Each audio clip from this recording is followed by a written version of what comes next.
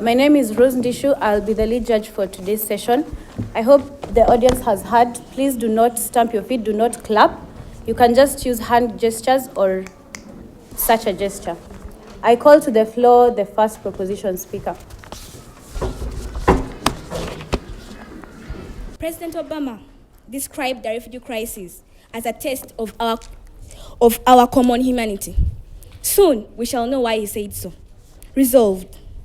This House believes that African states should pursue an open border policy towards other African states experiencing conflicts. An open border is a border that enables free movement of people between different jurisdictions with limited or no restrictions on movement. And the term open border applies to only the flow of people, not the flow of goods. To pursue is to take over something or to engage in something. And a conflict is a violent situation or period of fighting between two countries or between parties in any given case. So, what are we referring to? Here we are saying that African states should open their doors, should open their borders towards fellow African countries who are in situations whereby they're experiencing conflict. Before I go far, I'd like to give you a scenario which happened in Turkey. Syrians were experiencing conflicts whereby they were being attacked by the extremist Islamists, and the people of Syria were in a situation of violence. Syria had to run to Turkey because it was the immediate neighbor. Turkey was kind enough to accommodate them. But after 1 year, it realized that maybe it was not a good cause, and it closed its borders. What happened? In early May 2016, the human rights documented that Turkish border guards killed 3 asylum seekers who were crossing borders to Turkey. They killed 3 of them who were trying to enter Turkey. And still, they seriously injured 14. No, please. They seriously injured 14. And after, these people, they crowded somewhere near the borders of Turkey. And what happened? The extremist Islamists came and attacked them and killed 2,000 of them from there. Think of that situation when it's happening to an African country. Think about it when we close our borders towards our fellow Africans. Please let me drive the point home. Think about it when we close our borders towards our fellow Africans who are experiencing, in this case, war conflicts or who are being attacked by terrorists. Think about that situation whereby they are going to be killed on our borders. Or think of that situation whereby you are going to be forced to kill them instead. Madam, you can just have this. Thank you very much. Do you think that even the people who are not experiencing conflicts need their borders to be open? In this case, we are talking about a situation whereby we want to save a life. We want to save lives of people. Either we can help them in other situations in their home country. If it's economical, if it's famine, we can help them. But in this case, we want to save a life. Our major aim here, the only way we can save their lives is by bringing them in our country where there is security. I was still talking about that situation. Think about that situation whereby we shall be forced to kill our fellow Africans who are running to us for refuge. They have already lost a home by the mere fact that they are running away from their home. They already lost a home. Now, think about that situation whereby we are going to be forced to make them lose a life. Because if we say we are going to close our borders, for them, they won't think about that. When they shoot guns there, they'll run towards our home. What means if we have closed our borders and we are not letting them in, the solution will be we shall be. Please control yourself, gentlemen. We shall be forced to kill them instead. Think about that. Are we really securing a Pan-African future? Pan-Africans, we believe every right of an African is essential. Well, we know we are also experiencing problems in our home country. We know refugees also create a burden to our home country. But the mere fact that these people have left property back home, what they need, they don't need money, they don't need anything. What they need is security. They need to protect their lives. So think of that situation whereby you're going to ourselves to get the guns and kill those people. Why go in such expenses of reaching an extent of killing fellow Africans just because they're coming to our home country to seek refuge? Our major aim, there's only one reason why we stand here and we say we are going to go open border policy. We have that humanitarian heart. That's the only reason, the humanitarian heart. Because there's nothing else, there's nothing we can talk about, there's nothing we can think about, but the mere fact that they're going to be killed if we don't let them in. And the mere fact that when they try to enter, we are going to kill them ourselves. That alone is going to make us allow them to enter into our countries. We are going to restrict those ones who are armed, but you're going to let in all the rest to enter.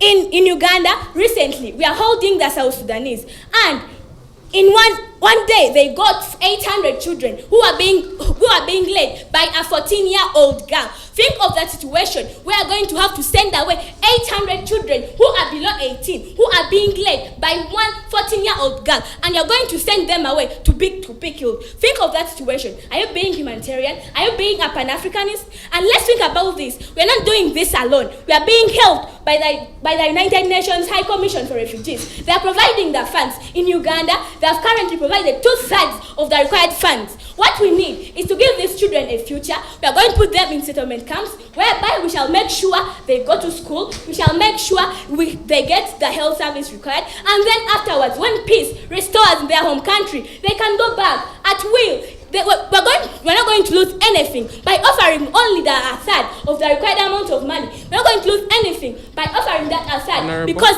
think of the situation which happened in Uganda during Amin's regime. Kenya opened up its borders, and many Ugandans fled to Kenya. Think of that situation, whereby we know what's happening at your neighbor's place is soon going to happen at your place. So if we close our borders for these people, for African states, we should know that we're also in Africa. Soon we can get such a problem, and we shall also be required. Point. Thank you very much. So are you fronting a conditionally open border for countries that have violence and conflicts? The motion already gave us the situation. It's a conditional open border, whereby we're opening our borders on condition that in their country they're experiencing conflict.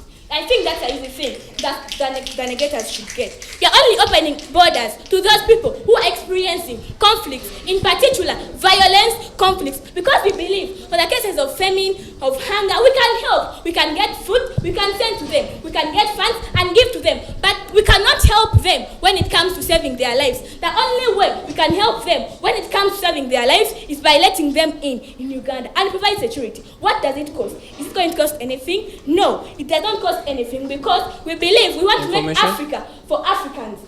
Please, I'm not taking any more points of information. We want to create an Africa for Africans. So we should allow them in. If we allow them in to come for economic reasons, then why not allow them in to come when it's about saving someone's life? And we should remember, we are not doing this alone.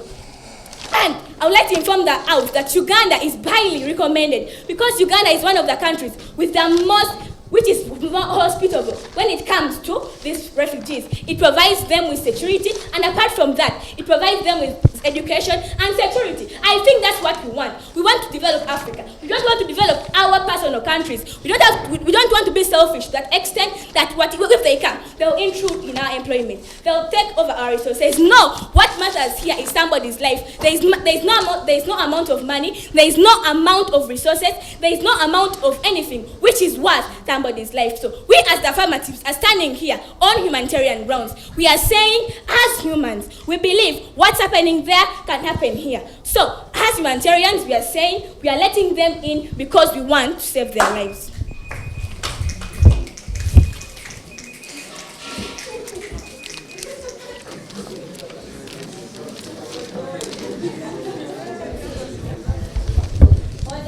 Thank you very much, our dear judges of today, the esteemed team proposition, fellow members of team opposition, and the elegant house at large. This house believes that African states should pursue an open borders policy towards other African states experiencing conflicts. Now, team proposition comes here to passionately tell us about how they are in for a humanitarian move to actually conditionally open borders for countries experiencing conflicts, which, to be fair, should not be a very bad way of reasoning. But then as team opposition today, we come here to say that if at all we are to secure a Pan-African future, let our borders be open unconditionally.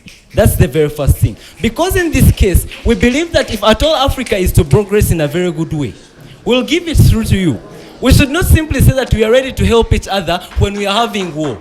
Team proposition came here to mention it explicitly, that, well, they are going to have people when they have famine and they are dying in their own countries, the borders will not be open, meaning that their lives are simply still in significant danger, but that does not matter because there are no guns around to get shot from. But still people are going to die in the very same place. But then as team opposition, we believe that if we are to be truly humanitarian, then let us stop all this kind of making ourselves feel insecure in one thing. And if we're told we are united as an Africa, then we should say as a continent, let's open our borders to each other unconditionally. When we go ahead to the status quo, as we agree with their definition of an open border and conflict, when we go ahead to the status quo, the AU itself is in the process of issuing out African passports to enable that the borders are already open for these countries and the people within Africa to freely move around. They got it right. The people should move around. And what more do we have to gain out of this? Our second and third speaker will make that clear to the House today. And secondly, if at all we are to see what more we have to gain out of having unconditionally open borders, I'll give you a case in point of Seychelles, a country which has done that for all African states, where you do not need a visa to get there. And what has it helped them? One, their GDP in the year between 2009 and 2014 grew by 7%. Secondly, when you look at Rwanda, which issues you a visa when you get at their border and allows you to enter, its GDP in 2014 grew by 7%, meaning that we not only can be humanitarian, we can also achieve economic progress together. We can also deal with other things like disease, famine, and not necessarily guns and wars that are happening in the country. So if at all we are to adopt what we are saying, unconditionally open borders as a continent, then we believe that we can be humanitarian in the very first place. We are still going to achieve economic progress. We are still going to be united. We are going to help each other as a continent without having to limit all these other things, because we have nothing to lose by working together. By unconditionally opening our borders, we believe we have far more to gain than saying that, well, in case you're having a conflict, we are allowing you. If not, that is well. Because in the case, if at all we are to bond together as Africa, as the case is the same in marriage, for better, for worse, we must go together. We cannot wait for the for worse and not progress for the better. That does not work that way. So we stand to say that the open borders policy should not be circumstantial or conditional. We are ready to reap the most out of it as a continent, and we should not talk about fighting and violence and anything. I'll take any POIs if you have any. They don't.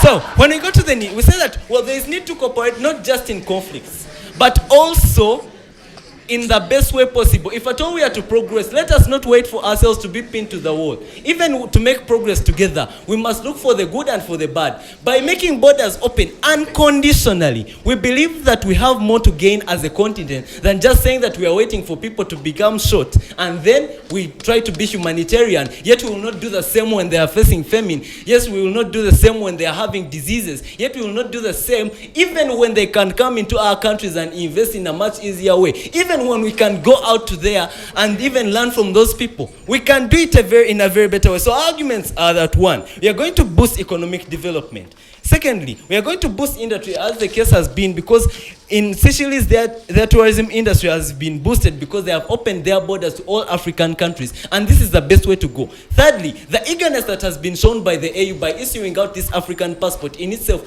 shows that Africa has a common stand on unconditionally opening its borders among its members. Any POIs? Yes. Yeah, bring it. If Africans are going to open borders unconditionally to all whoever wants, shouldn't we be having people entering countries to carry out the suicide bombings? Thank you very much for that speculation. And now, if we are to make it this way, if you think that people are only going to do these bombings in an open border policy, then you should not do it at all. Because this is something, if at all they want to come, even when you say it's conditional, they'll go and come again. So we believe that in this case, if at all we are to progress as Africa, yes, there are some things that you're saying. They are limited. There are limitations, of course. People have to be checked as they enter, but it is much easier when it is an unconditionally open border. So if you're saying that you're fearing terrorists and anything like that, then they should not come in at all, which you cannot dare say because you're already claiming to be humanitarian. So when we go ahead, thirdly, it's Pan-African cooperation and progress. Because one, if we unconditionally, for better for worse, open our borders, that means that you're going to progress together. In the good things, we can help each other. Whenever things get bad, we can help each other. And this is the truth in the Pan-African dream. Not having people who are simply trying to convince themselves that are being humanitarian because they fear guns, as if diseases, as if other things cannot do any significant damage to the people. So for that matter, by simply saying that they're waiting for violent situations, such as people killing each other, to help, when they do not believe that disease, when they do not believe that famine can also cost people, millions of people, their lives, They are simply not being realistic in today's debate. And we believe, for that matter, if we are to deal with war, if we are to deal with disease, if we are to deal with hunger, if we are to deal with economic development together, let us not be conditional. Let us not deceive ourselves. Ladies and gentlemen, it is time Africa unconditionally opened its arms and the member states embraced each other to have themselves progress together. Point of Learn from each information. other. Oh, in a moment. I'll take that in a moment. Now, when you go ahead and say, our second and third speaker will come and talk about the boosting of industry and economic development, and then they'll talk about eagerness shown by the AU, Pan-African Cooperation, etc. I'll take your PY now. So the negators are deciding to join us and say that, yes, we should pursue an open border policy for conflicts, but you're also having other suggestions? I'm saying that you said you're coming here for a conditional border. We are coming for an unconditional open borders policy. Know the difference. Know that very difference. Because you cannot simply say that you're willing to accept that people can die out of bullets, but you're not willing to do the same for them when they are facing epidemics. You're not willing to do the same for them when they are facing disease, when they are facing famine, and you claim to be humanitarian. So for that matter, we believe that for you, you're here for conditions. We are here for unconditionally open borders. That's the line between your side and our side in today's debate. So for that matter, as we come to the conclusion of today's debate, I'll do a quick recapitulation and a brief rebuttal of what they have been saying. If at all they are saying that their one reason is humanitarianism, why is it that they will not open their borders to people who could die out of famine, out of disease, out of these other conflicts, natural disasters? Why? If that is the problem. For that and not so much more, I've never been prouder to be part of Team Opposition. I rest my case.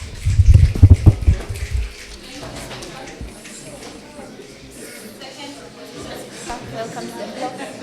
Excuse me, members of the audience. I request you to please stop talking so that you don't distract the speakers. Thank you. Actually, this debate has come to an end when the opposition side actually consents to the fact that we should open borders. So therefore, we no longer have an opposition team. This team is simply a proposition team right now. So that's it. I mean, like the other house today, we understand there are other issues. We understand there are diseases. We understand there is each and everything. But today, let's basically look at the conflict part of it. If they are going economic-wise, we shall maintain our stand. Today, let's look at the conflicts. If they'll do it for economic reasons and whatsoever, we are maintaining our stand. These people actually, so they are so humanitarian, actually, more than us, so to the extent that they are going to leave their borders unconditionally open. My dear judges, allow me inform you of a scenario that took place in Germany. Germany was hosting the refugees, but actually it had its borders unconditionally open for each and everyone who wanted to come in. What was the result? We had the terrorism attacks in Berlin. So therefore, these people actually, Information? they should, I'll take you later. They talk of increasing GDP, the economy. So these people are actually shifting this thing from open border policy to free movement, which is already existing in regional blocks. Today, let's discuss their conflicts. If they're trying to take us off topic by going the economic side, no way. Today, let's focus on conflicts. So I kindly request you, let's get back on track and focus on economics. Please. I'll not take you right now. From a human rights perspective, free migration may be seen to a complement of Article 13 of the Universal Declaration on Human Rights. Everyone has the right to freedom of movement and residence within the borders of each state. But actually, let's look at this in a point of view where an African country is experiencing conflict. So we shall not take anything like economic to boost economic, everything they are taking, GDP boosting, they give an example of Seychelles, they bring everything there. So they are so humanitarian that they are leaving their borders unconditionally open. We are opening our borders conditionally. These people are actually leaving their borders unconditionally open. They don't actually realize what will come out of this. They don't take into consideration the terrorism attacks. Our plan is that we shall leave these borders conditionally open. These people will be they'll be scrutinized and they'll be put in settlement camps. But actually, if they are here and actually, they consent to the fact that we should open borders to people experiencing conflict. So, we don't have an opposition team today. Let's just come crossover and join our team and we make 6 affirmatives. Thank you very much. Everyone has the right to live any country, including his own, and to return in any country. We are actually looking. My first speaker came here and actually gave them an example, whereby at a reception center in northern Uganda, they received a 14-year who had led 5 younger children across a watered forest or fields of wheat. And these people actually say that we should open them, but where the difference is, they're opening for economic reasons, we are opening for humanitarian reasons. I'll take you. Thank you very much. So how humanitarian is it to leave a person to die in their country simply because you're not opening your border? No, In this championship, there is a lot of time. We shall discuss the free migration and whatsoever, but today, let's actually focus on the humanitarian part of it. We are actually focusing on the conflict part of it. We shall get time for other things. Thank you very much. When we actually tell these people that this 14-year-old who had led 5 younger children across a watered forest for fields for weeks, then actually these people are actually seeking for somewhere they can be secure. They come up to the borders of Uganda, and you should actually tell us that we should close these borders. These people, they find the conditions in the refugee camps, they are not their best, but actually by opening our borders to these people, we are actually allowing these people having a secure place in these refugee camps, as clearly stated by my first speaker. No, I'll not take you, please, don't interrupt me. As clearly stated by the first proposition speaker, we are using the United Nations High Commission for Refugees, and it is already supporting these people. It is supporting the refugees. So actually, in their plan, they also include supporting refugees, which makes them not an opposition team for today. So how are you going to leave these people to die? Actually, you know that what could be taking place in your neighbor's country could actually come to your neighbors, to you any time. And we believe that no man is an island. We should be able to cooperate. We should allow in these people on the basis of humanitarian reasons. At least let's give these people a life. Let's give these people security. Let's give these people to whatever economic status a country can afford. Let's give these people whatever we can afford. You shall have the organizations. We shall seek support from other organizations to make the lives of these people at least better. We actually know that the country has also other problems.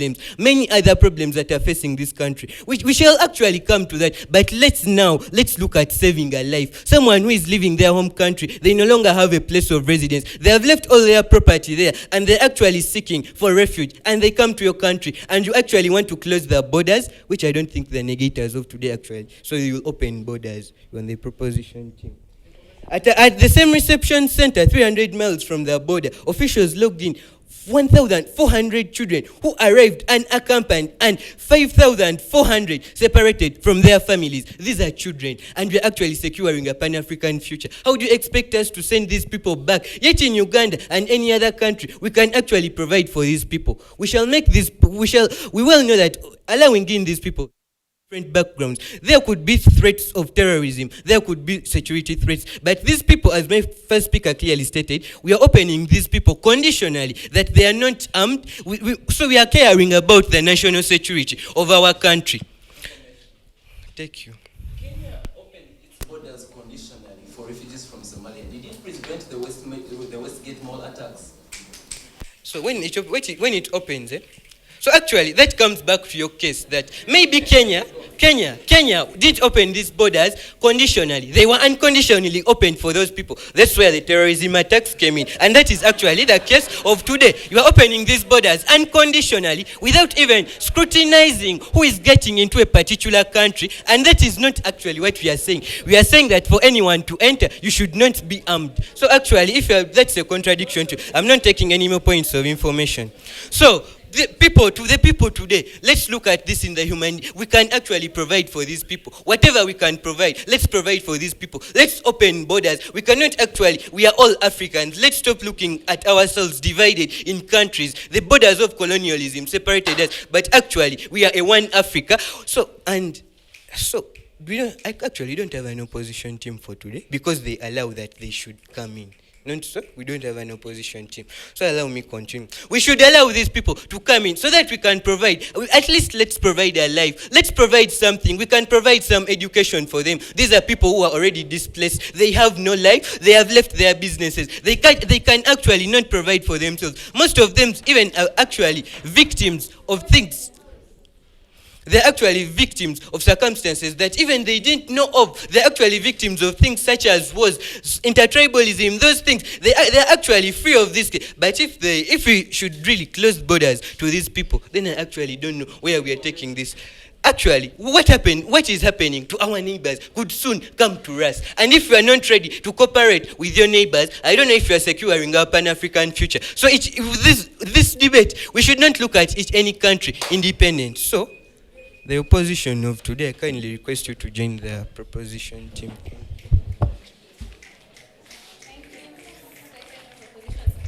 Thank you very much, the judges of today, plus the two antagonistic sides, and the August House.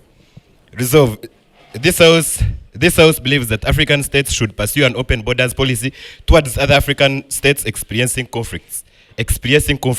We also, during the cross-examination, as I start on with my submission, during the POI of their first speaker, she was asked whether they are putting conditions or unconditional border policy. They stated it clearly that they are doing it on condition. No matter what comes in or what diseases, the second speaker coming here to lie to us that they are going to open the borders when diseases come, that it shall be another topic to discuss. Are we here to kill the lives that are here for the... So, meaning they want those people with diseases, the epidemics, to first die. Are they being humanitarians? Then the other thing, sending people back. He comes here and clearly tells us how the 14-year-old girl was leading a group of young children who are entering into the country. And what would it happen when we would send those people back? Who is here to send people back? No one is here to send those people back. So we are here as team opposition today. We are here to show you that the borders should not be opened conditionally, but they should be opened unconditionally. Because if you are here to tell us that you're saving a life, a person who is dying from diseases is also a person. Maybe if you come here to tell me that that person who is dying from diseases is not a human, then I can agree with you. But even if someone is dying because of diseases, no matter the fact, he still remains a human. So if you are to be a humanitarian, you have to allow that person enter into your country. There, during the POI, their second speaker was asked whether that thing of Kenya, the borders were open for only not as yet, it was opened unconditionally for only people who are experiencing conflicts. Did it stop the bombings? She clearly stated that because the borders were open to everyone, it's the reason as to why the bombings happened. Are we here to think, we are here to use facts? To take the factual part of it, the borders were opened conditionally. They were not unconditionally opened. They were opened conditionally, but then the bombings had to take place. Then way back, the coming us to tell us that today they don't have team opposition. Gone are the days we used to have the traditional debates whereby you had to disagree with what someone is telling. Should we be here to get soil and cover it on something so that we can jump over it? No, that is not the case. We are here to bring out the facts that are really needed to secure Pan-Africanism. Because that's the reason as to why we cannot come here to say we should not open the borders during conflicts. We are here to say they should be unconditionally open. No matter the case, but they should be unconditionally open. We get Information. I can take it. Is famine and disease a conflict? Thank you very much. It's not a conflict. But we are here to open. It's something that can also make someone act as a humanitarian. If you are to save someone, you don't need for someone to have a conflict. But anything that is bad to him is also something that you can save a life. If they can come here and tell me that famine is not bad, then I will understand it's not being humanitarian. Not as yet. Then the other thing, don't they also think we have to promote tourism in the country? Don't they really think about that? We gave an example of Seychelles that developed its tourism economy by 7%. So if they come here that they only want to discuss about conflicts, which developmental part is there? They are saying they want to discuss about conflicts. And they are saying they are not here to discuss about economics. They don't want to know about the economy of the country. So we are here to ask which developmental factor not as yet, which developmental factor could it be in conflicts? But we are here to say we shall work upon those people that are undergoing conflicts, and at the same time, we shall work on the economy of the country. Because when we are opening the borders unconditionally, it doesn't mean people experiencing conflicts are left out. No, they are also taken. Meaning we shall be humanitarians, and not only shall we be humanitarians, but we shall also be looking forward to securing Pan-African future. Point of information. Not as yet. I will take it when I need it. Then the other argument that we had was boosting industries. Don't they also think when the borders are open, we shall have very many people entering into the country? That is one. And what shall this result into? The industries in Uganda, we shall have them developed. We shall have people working in industries, we shall have the economy boosting. Point of information. Not as yet. Not only are we here to work on the conflict part of it, but we are here to work on both. Should you rather, if you have something disturbing you, should you rather work at one thing and leave the other disturbing you, or you would rather work at two things at a time? Point So of we as team information. opposition today, we are here to work upon everything they are saying, and we are here to add them. They should come here and show us how opening our borders unconditionally is going to affect the African states. But they should not come here telling us that we should oppose the opening of border policies in conflict time. Because Point we of are not here information. to say something right so that we can cover up, so that we can take on the wrong one. No, we are here to tell you the right thing and where we are supposed to be going. Then the other thing is Pan-Africa cooperation and progress. By the time the African Union was to sit down and they agree that they should make passports for African states so that we can see the future Pan-Africa develop. It's the reason as to why they wanted these passports to be in press, so that we can have open border policies to everyone, no matter whether conflicts or not. Point of information. In open border policy, we have a disclaimer. It refers to the movement of only people. So when you're talking about open border policy, please remember, it's only people. So if you come about economic industries, those are objects which are not in our country. Do goods work in industries? No, they don't. The people are the ones that work in industries. So where are we taking it? The skilled labor, you won't tell me that someone is going to use the car that he came with in order to work in the industry. No, that is not the case. When we are allowing people to work in industries, how does it work? The logical part of it. Like Arya said, people are the ones that work in industries, not the property they will be carrying, not the things that they will be having. Then the other thing that I have, like we also said, when you're to develop something, develop it as a whole, not in parts. You will even reach at an extent whereby you'll find that particular part of it is also gone. That's even why in marriage, like our first speaker said, you love someone in good and in bad. So we are opening our borders in good and in bad, so that the countries, the African state countries, can also feel the impact of the border open policy. Everyone should feel that impact, not to only countries experiencing this conflict. Open border policy should not be conditional if you are to reap the best out of it. If we are to really reap the best out of the African Union, or out of the combination, or out of us as a continent combining together, we should let the borders open so that we could reap the best. We do not disagree with their thing of opening them during experiencing conflicts, but we are opening them every time so that we can reap. Quote me clearly, we are here to reap for the best, not for the better. Thank you very much. I rest my case.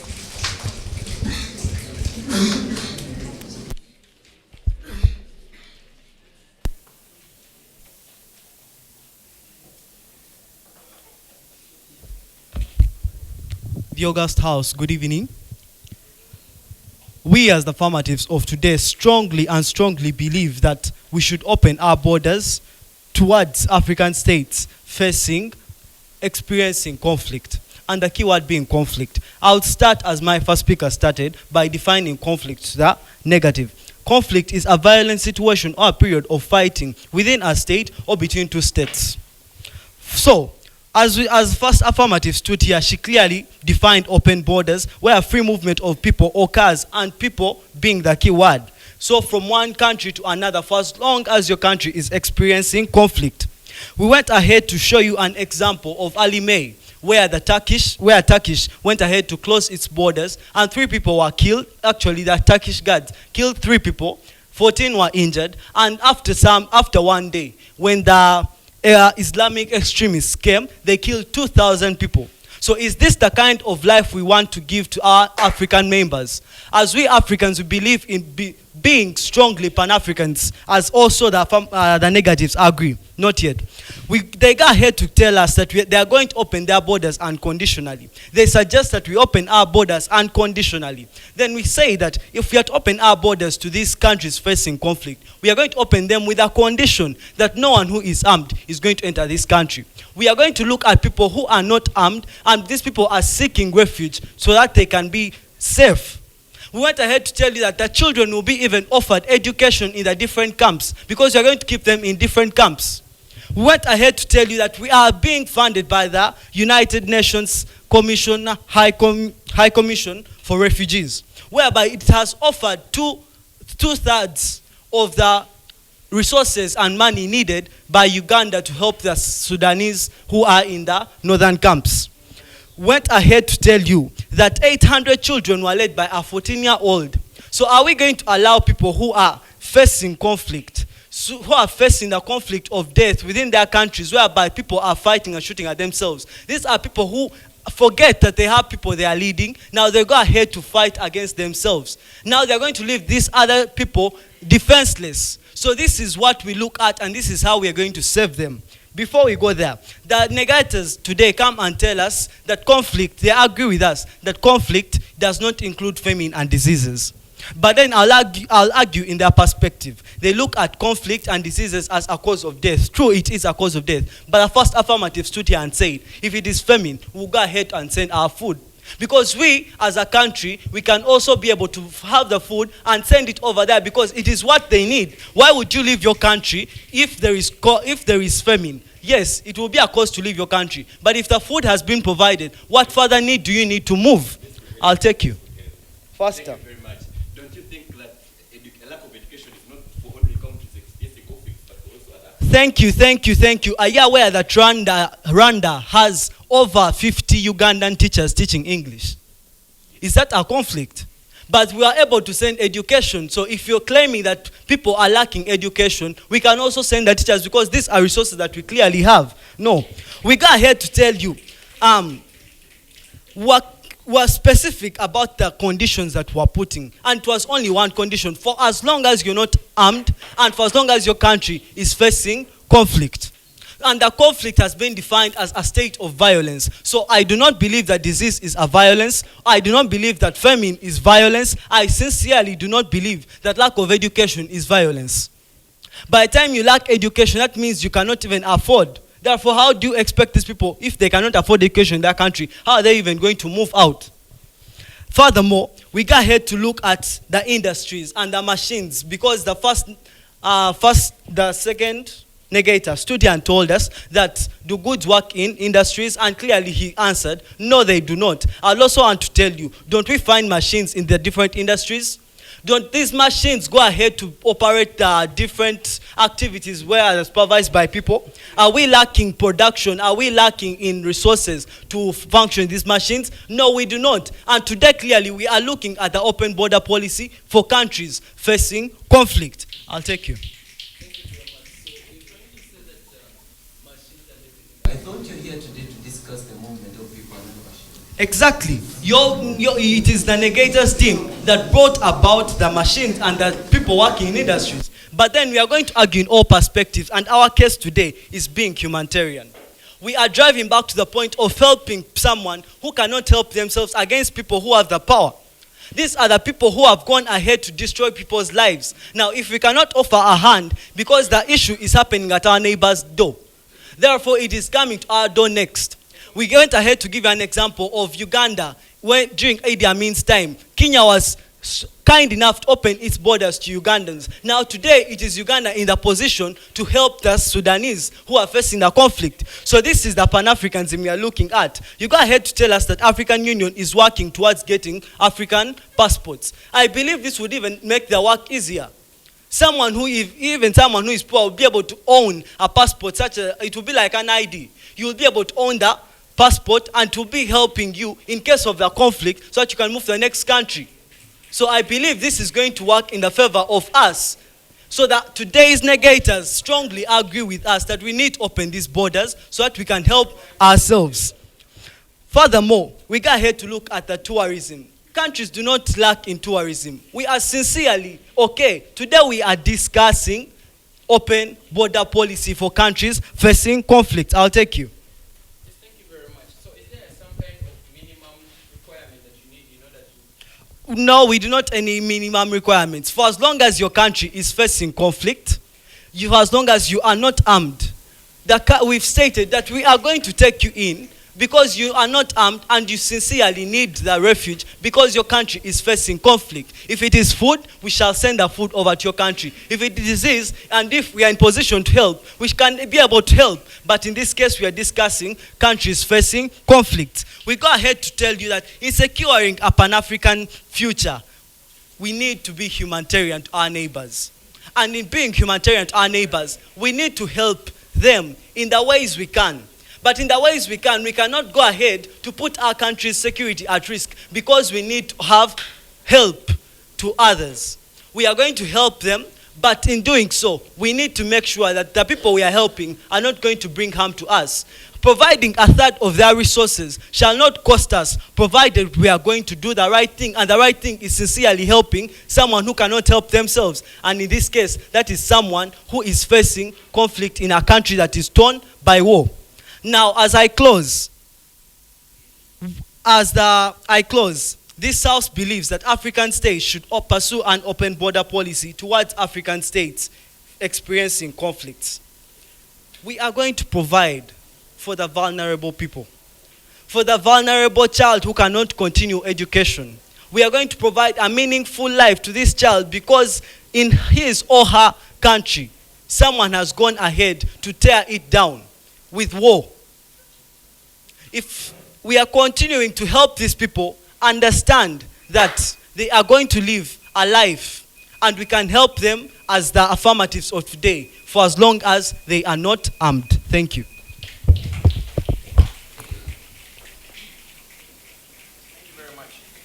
Very cynical instigators, the contenders of today's debate, our judges, and the lovely audience, a very good evening to us all. Now, the question that we have been dying to ask in today's debate, what exactly happens when these conflicts end, when they have their border policy? Are the members pushed back? Do they stay in the country? Who accounts for them? Who looks after them? Are they taken in as refugees? What happens? That is something that they have not yet taken care of. That is a question that they have not yet answered. And unfortunately, they can't do that in their reply speech because it is simply not in this debate. Now, another clash point that we had today is a definitional challenge of the word conditional or unconditional. Honorable members of the jury today, the team proposition understands a conditional border as simply saying having no guns. Honorable proposition, I would like to inform you, that is not a condition. That is simply a prerequisite of crossing into a different country. The conditions that we're talking about, as you already said, Honorable First Speaker, that the condition of today is conflict.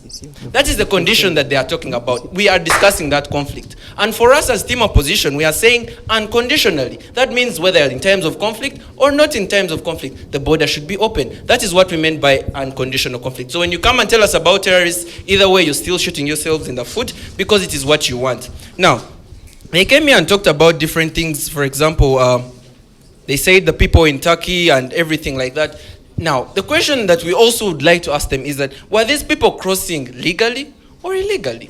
Because at the end of the day, you realize that having to cross, even in an open border policy, there is a minimum requirement. You must qualify in order to move into a different country. There's no such thing as moving and reaching the border and saying, you have an open border policy, I'm into your country. That does not work that way. It is very unfortunate that we have to educate them on a policy that they should have been knowing before they came into this debate. And so therefore, in this case, the reason as to why they were killed could have been probably because they were entering illegally or they did not have the minimum qualification and they were forcing their entry into Turkey.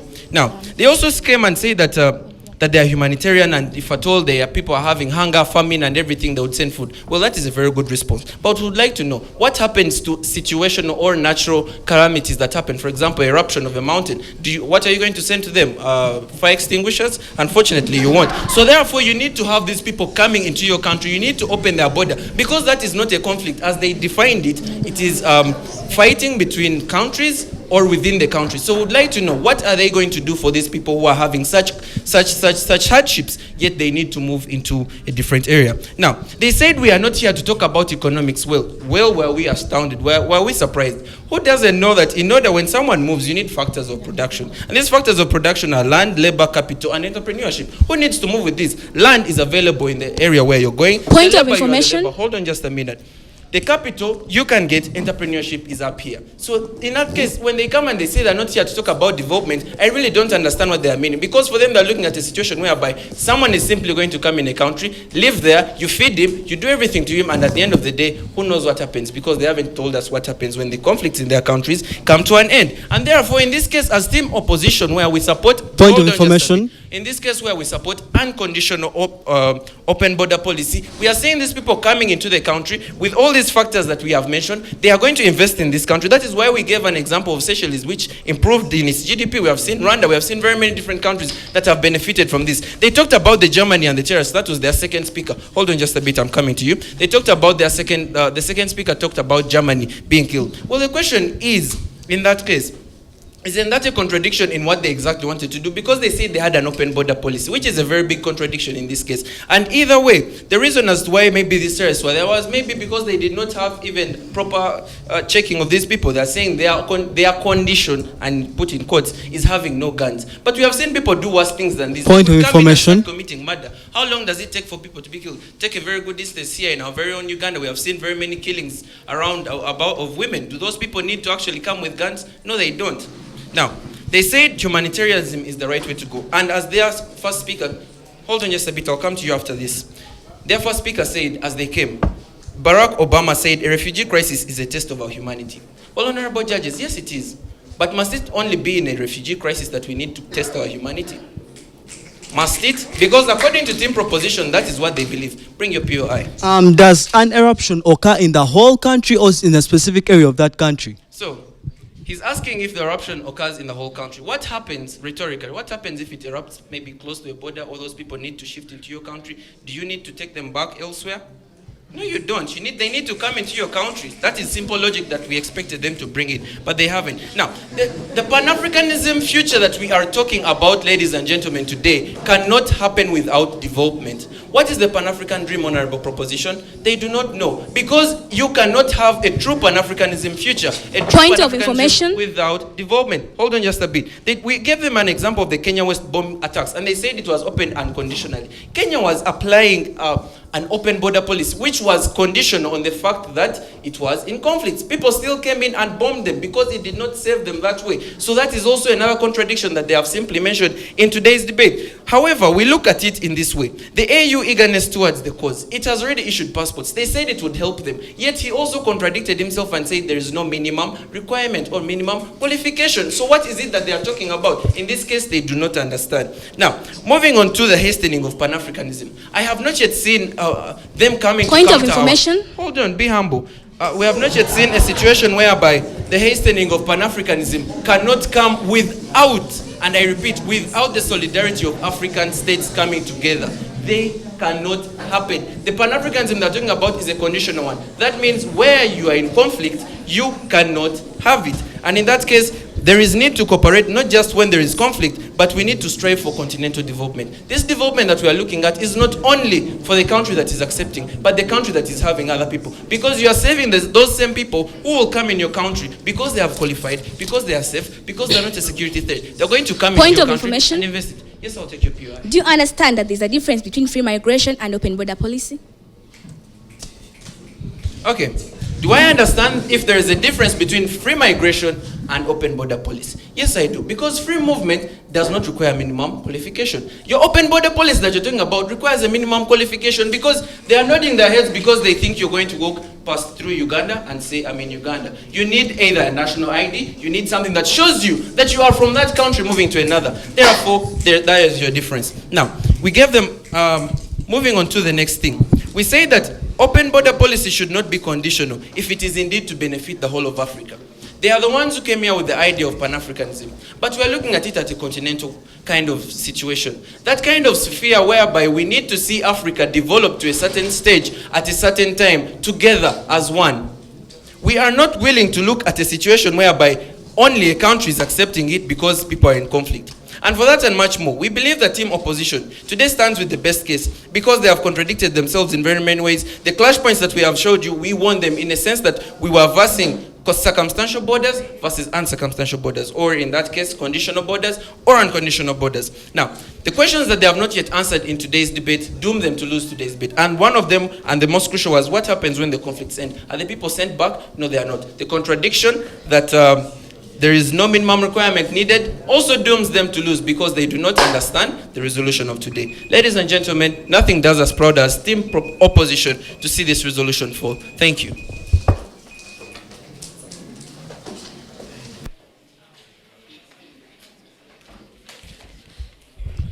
Thank you very much, ladies and gentlemen of the House, the jury. Team Proposition came here today to convince us of how humanitarian they are. They come and say that as long as people are dying out of guns, we are willing to accept them into our country. We ask them, what happened to this kind of situations whereby actually it's not guns that are killing people, but famine, natural calamities, all these other things that would happen.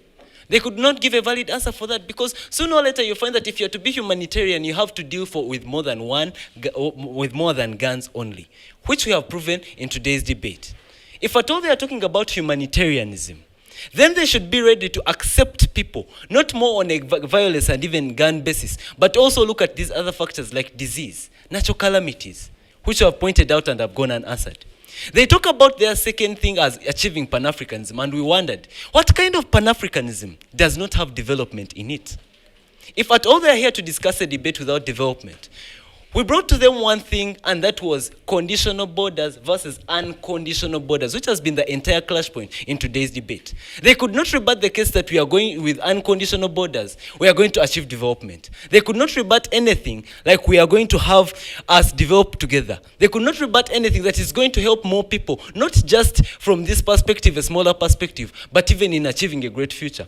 All they came here to talk about was sending people back, which no one mentioned in today's debate. Meaning that they went off topic and they failed to clash with what we were saying by unconditional borders. Now, when they failed to get the difference between the two, that's where the trouble in the debate started. So for that matter, we brought it back to them that, well, if only you're willing to say that the reason we cannot have unconditional borders is terrorism. We presented to them the case of Somalia and Kenya, whereby there was a conditional border between the two, but still terrorism occurred. Which means that terrorism in this case does not stand as a valid point to prevent unconditionally open borders, because it can happen in both cases, and we have to do our best to prevent it. They contradict themselves that they need no requirements for people to enter, but then they say you have to be unarmed. So for that matter, which of the two are they standing on? Today's team proposition came here only to discuss conflict. But then, if at all they are to be humanitarian, the problem is bigger. By opening borders unconditionally, team opposition has proven it to the House that indeed, we have more to reap out of this. We have an economic aspect to it. We have the eagerness out of it. And in a very big contradiction, affirmative number 3 came and said that indeed, the AU's adoption of a passport for unconditionally open border is going to help them, which means that they are indeed in support of unconditionally open border. And if you are careful enough to listen in today's debate, all they came here today was to discuss opening our borders. And that was it. They did not say anything like conditionally, which their first speaker said. Which means that indeed, if we are to open our borders, there must be no strings attached, as you have said today. So if today's problem that they had presented was to save lives, we've proven it to them that people can die out of natural calamities. People can die out of diseases. And if at all you're to deal with that as a humanitarian, you must open your borders unconditionally. Otherwise, you're being hypocritical. If at all you want to achieve progress as Africa, you have to look at development. You have to look at working together and not just wait for fighting so that you can remember to work together in that case. So if at all the problem they presented was saving lives, we have proven to them that indeed it's not just conflicts that kill people. If at all they want to progress as Africa, we will need development.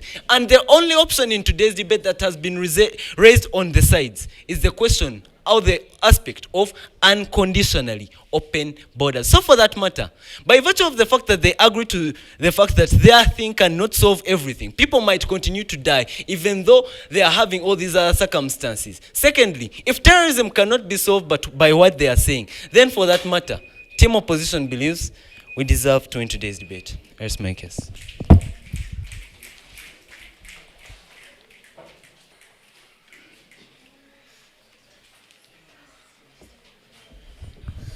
I'm happy again to stand again on this podium.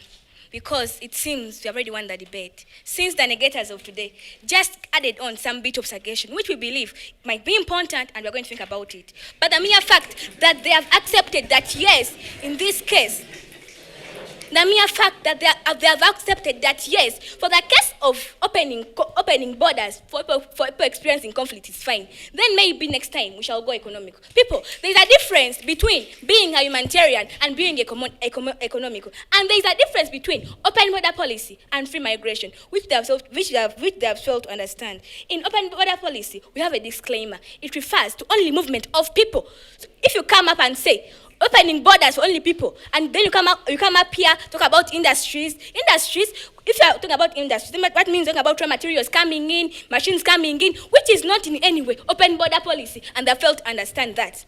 They come here and start telling us that we are talking about people needing documents. People, somebody running away from war, how can you ask a document from such a person? Somebody's just running, even naked maybe, and ask for a document. People, be realistic.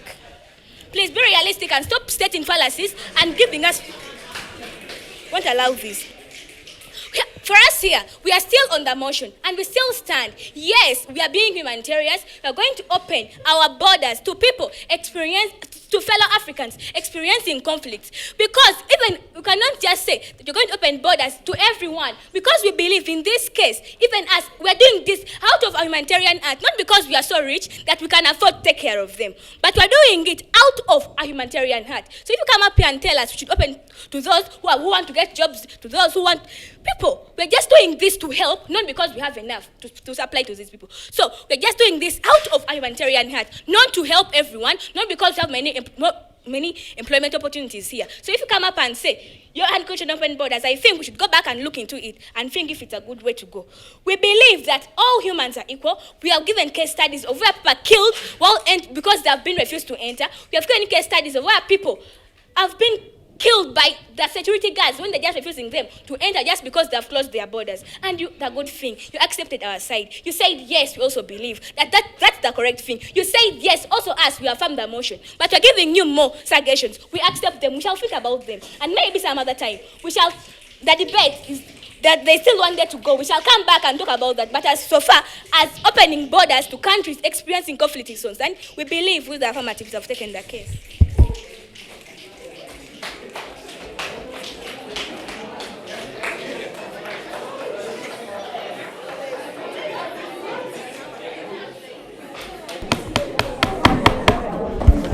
Ladies and gentlemen, we've come to the end of today's session.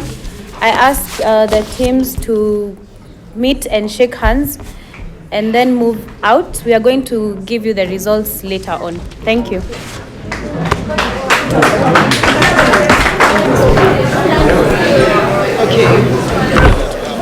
Africa Debate Championship. The semi-finals are done, and I can get to see that from debating room 3. They too are done. Shortly we should be getting to find out which of the 2 teams, of the 4 teams, will be getting to make the grand finale tomorrow. The one that we got to cover in debating room 1 was quite the kind that was, of course, a very, very interesting, I've got to say. And shortly we're going to be speaking to some of the debaters that were in that particular one. But yes, it was one that was very heated, the one that was between the Ugandan sides. Like we told you before we went in, 2 Ugandan sides got to face off in debating room 1, and in debating room 2 we had 2 foreign teams get to face off. The foreign teams, one from South Africa, Timbisi High School, as well as, of course, Gashora Girls from Rwanda. And then for Uganda, we did have Mengo Senior School and Ntare School getting to face off in a battle that was about the open borders. Do we open them to people who have gotten to be involved in some sort of insecurities in their own country? Well, that is something that we get to wait on and see if the judges will get to bring us those results just in time. Hopefully everything will be going as smoothly as it can. We're going to be speaking to some of the people that have been debating. We have the team coming in from Mengo Senior School. It is one that has faced a whole lot of battle today, as well as the previous days. They've come out strong even when they've been written off. I do not know about this one. Are we confident? The last round was a tough one. This round also another tough one. What are we feeling like so far? I'm feeling great. Feeling great? You're confident you're going to win this one? Yeah, because the negatives also agree that we win, but they give us more suggestions. Interesting. The team from Mengo Senior School feel like the opposition just supported them. They just joined them from the start to the finish. What makes you so confident they did? What if that is what the judges wanted? No, actually, debate is all about expression. We were happy to express ourselves. Today, we don't care whether we win or not. The mere fact that these people actually failed to go against in debate, the negators go against an affirmative case. But these people on several occasions, they actually accepted that the borders should be open, which was our case. So, therefore, we had nothing to debate about. Even if we lose out, that has been a learning experience. And actually, it was so interesting and we had fun, actually. We had fun. Okay, how much do you agree with your teammates on this one? We debate for fun, we debate to learn, and we sincerely debate to be happy. And today we are happy, and we are feeling great, as she said. So, win or no win, we sincerely did our great job, and opposition did cross over to the affirmative side. All right, today you also had a whole lot of your teachers and your colleagues getting to come in and support you. More pressure? Kind of, but now confident. We have gained some bit of momentum since we have won at least about 7. So they are there to support us. They are telling us, enjoy, you do your best, don't care about the win. All right. Yeah, actually, that's the same attitude we have. We have had fun. We have enjoyed the cases. So, actually, even if we don't make it to the finals, I think we've, so far because we had only one loss to semi-finals, actually, to us, we've actually done our best. So, that's it. We are satisfied and confident. Nothing. Whether I win or not, we are happy about it. Let me come back to you here.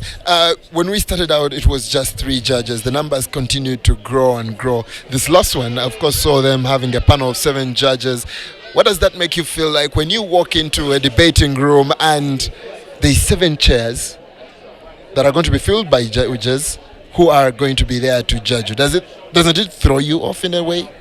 Yeah, when the judges are many, I just know that they're looking for the best. So I try to give them that best. I just try to be more confident because I know they are many. They are going to be criticizing me. They are going to criticize every word I say. So I try to be very accurate. I try to be confident so that I don't give them anything. Okay, thank you so much for your time, and we definitely hope for the best for you and just about anyone. One thing is for sure, though, before you guys get to go, and I'll ask this of you, you are assured of a foreign team in the next round if you make it. Does that worry you? These are 2 of the top teams. One of those, the one that has been leading all through the championship. Does that worry you going into the grand finale, say, if you win this particular round? Worry comes at the start of debating. In the first debate, I was so scared, but now it is fun. So whether foreign team or the national or local team, I think we are good to go. Each team that comes our way, we shall be there to stand against it.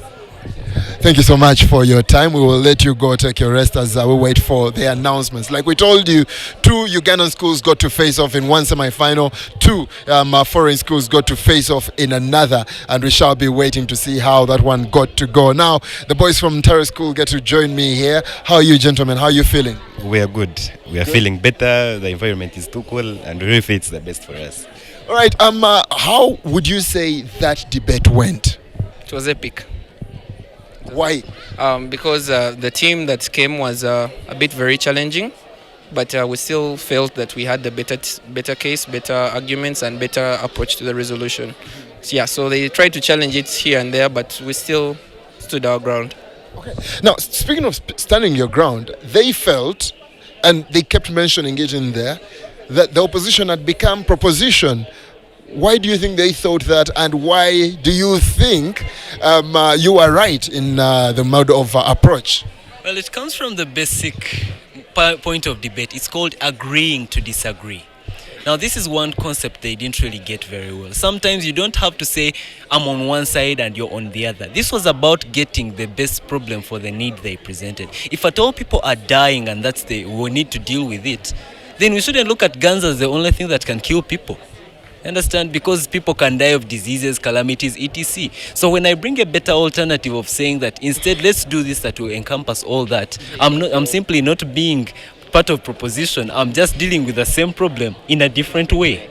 That's the only thing. Now, many people are going to say that you're setting your own question or you're setting your own motion. No, adding on to what this means, we are in a type of a debate or the type of debating world schools debate format. It's not traditional format where you have to go, where you have to disagree with everything the affirmers say, the affirmative case says. But we are here to find the solution for something. So if we agree with you, we have to show you how better we are, better than you. So they lack training, I may say. It's not the only way to go. We are not for traditional debates, but we are here for world schools whereby we solve a problem by agreeing and disagreeing. So we would rather even agree with you, because if something is crystal clear, we are not here to disagree with it. We agree with it, but we have a better approach than you do. All right, I guess this is what you were trying to say earlier, because you kept nodding all through his answer. Yeah, because it was a bit of a definitional challenge. It was conditional versus unconditional. The way how they interpreted conditional was quite off for the debate. That's why very many people, even in the audience, believe it was a bit of a parallel debate, because they thought conditional was, in this case, of not having guns, yet condition was actually a circumstance. The condition which was already set by the resolution, which was countries in conflict. That was the condition. And us were saying no conditions, whether in conflict or not conflict. So I think that's where they failed to understand it from. Okay, all right. We are at the point where, of course, we do expect at least one foreign team and at least one Ugandan team in the final. Should Ntare School get to make it to the final, aren't you worried that there is a foreign school? They made it as just two to the quarterfinals and have stayed through. Actually, to the octofinals, it was only two of them that got to make it here, and they've stuck in there through to the semi-finals as those two schools. Now one has to be off. Aren't you worried that such strong opposition from outside of Uganda, probably without experience of you getting to face them before, are who you will have to face in the final if you make the final tomorrow? Well, in the very first place, this is what we came here to do. We didn't come to expect a walkover or expect even a team to be maybe small or what, because debate is debate. And you simply cannot fear a team just because they are from outside Uganda or anything, because it's simply a battle of wits. You just have to think and outthink them. If they outthink you, that's good. If you outthink them, that's good, because actually it's better. Because what we do as Ntare or as Uganda in debate is that we don't look at who we are going to debate against. It's merely about the idea. What exactly are you thinking of? So it's all about the mind. Whether you're from Uganda, there's the one thing where we are all equal, the mind. So if I can think, you can think. Let's see who can outdo the other guy. That's all. Okay, thank you, gentlemen. We shall be letting you go for now and get to prepare for that big announcement, which we hope to be bringing to you live, depending on how soon it can get to come through. But we will hopefully get to bring you the big announcement. That big announcement is about which two teams get to make the grand finale tomorrow. That grand finale will be live from the Parliament tomorrow, and of course, Urban Television will be on ground to get to bring it to you. 4 schools in the challenge left. 2 of them are set to be announced as those that get to make that grand finale. Stay tuned to Urban Television, because that information will be coming to you shortly.